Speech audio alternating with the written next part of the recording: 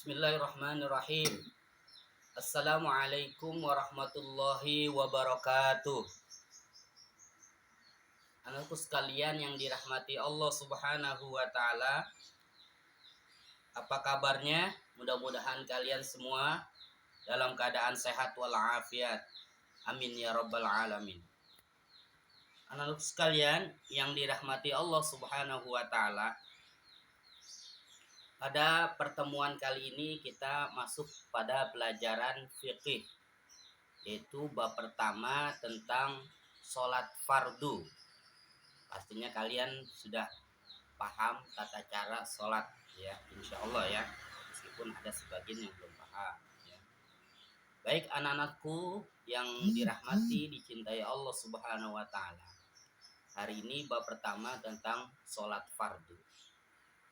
Sholat fardu itu sholat dimana kalau kita tidak melaksanakannya, meninggalkannya, maka kita berdosa.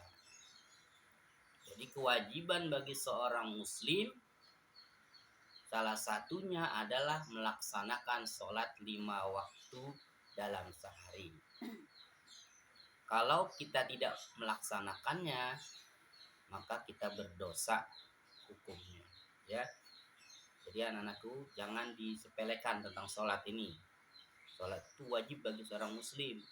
Kalau untuk orang kafir tidak, ya, dia boleh meninggalkan sholat, dia memang tidak diwajibkan sholat, ya. Yang diwajibkan sholat itu untuk orang muslim. Apa sih sholat itu? Sholat secara bahasa artinya berdoa atau memohon. Jadi ketika seseorang enggan melaksanakan sholat, tidak mau sholat, berarti dia tidak butuh dengan Allah Subhanahu wa ta'ala. Karena sholat adalah salah satu bentuk permohonan kita kepada Allah. Ibadah permohonan kepada Allah. Kalau kita tidak mau sholat, berarti kita tidak butuh dengan Allah. Tidak mau minta kepada Allah Subhanahu wa ta'ala.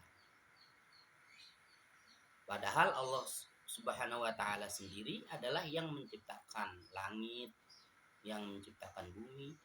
Dunia ini adalah yang menciptakan Allah Subhanahu wa ta'ala. Sementara sholat secara istilah adalah segala perkataan dan perbuatan yang diawali dengan takbir dan diakhiri dengan salam, dengan syarat dan rukun yang sudah ditentukan. Jadi diawali dengan takbiratul ihram. Ketika kita sudah takbir, maka haram kita melakukan hal-hal yang di luar sholat. Makan ke, minum ke, ya, bercanda apalagi, ya, nggak boleh. Apalagi bercanda sampai mengganggu orang lain, itu sangat dosanya berlipat-lipat. Baik anak-anakku sekalian yang dirahmati Allah Subhanahu wa ta'ala, Mister ulangi, sholat secara istilah adalah segala perkataan dan perbuatan yang diawali dengan takbiratul ihram dan diakhiri dengan salam, dengan syarat dan rukun yang sudah ditentukan. Nah, anak-anakku sekalian yang dirahmati Allah, ya, sekarang kita bahas syarat. Syarat sholat itu ada 2. Yang pertama, syarat wajib sholat. Yang kedua, syarat sah sholat. Kalau syarat wajib sholat hanya ada 3, bisa ringkas dengan sebutan 3B. B yang pertama, beragama Islam. Yang kedua, berakal sehat, ya. Yang ketiga, pastinya kalian sudah balik, ya. Jadi syarat wajib sholat ada 3, berakal sehat, agama Islam, ya, kemudian sudah balik, ya. Itu 3B. Kemudian anak-anakku sekalian yang dirahmati Allah Subhanahu wa ta'ala, itu syarat wajib tadi sudah kita sebutkan. Syarat berikutnya yaitu syarat sah sholat. Syarat sah sholat itu Mister ringkas dengan sebutan 3S 3M. 3S yang pertama, suci dari badan, pakaian, dan tempat. Ya, suci dari badan, pakaian, dan tempat. Yang kedua, suci dari hadas besar dan hadas kecil.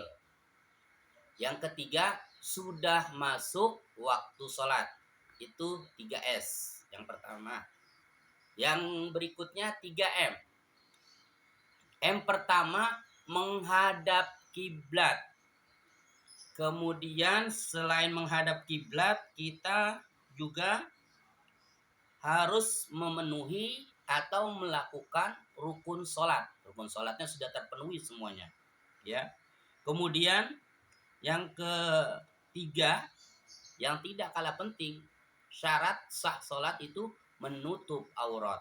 Jadi kalau menutup aurat, ya, untuk laki-laki dari mulai lutut sampai dengan pusar, ya, ini harus ditutup auratnya. Ya.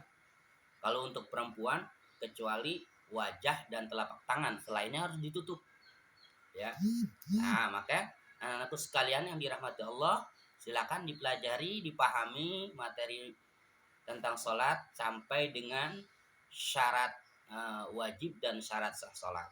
Insya Allah akan kita lanjutkan pada pertemuan berikutnya tentang fikih, ya, tentang lanjutannya yaitu rukun sholat dan sebagainya.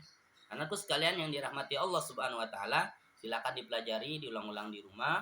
Mudah-mudahan pertemuan ini bawa manfaat dan barokah untuk kita semuanya, dan kalian diberikan kemudahan-kemudahan dalam belajar dan diberikan ilmu yang banyak, yang barokah, manfaat fid dini wa dunya wal akhirah. Terima kasih. Mudah-mudahan ada manfaatnya. Ihdinas siratal mustaqim. Subhanakallahumma wa bihamdik asyhadu an la ilaha illa ant astaghfiruka wa atubu ilaik. Wal afu minkum. Wassalamualaikum warahmatullahi wabarakatuh.